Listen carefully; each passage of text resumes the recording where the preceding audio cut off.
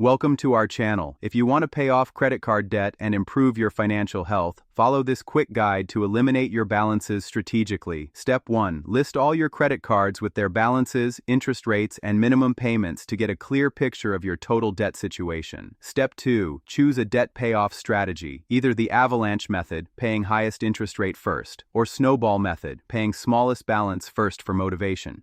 Step 3. Create a realistic budget that allocates as much money as possible toward credit card payments while covering essential living expenses.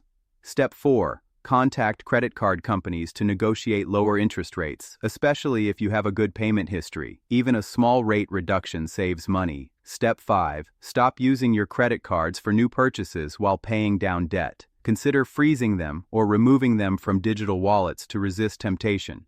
Step 6. Set up automatic payments for at least the minimum amount due on all cards to avoid late fees and credit score damage. Step 7. Apply any extra money from side jobs, bonuses, or reduced expenses to your target credit card while maintaining minimum payments on others.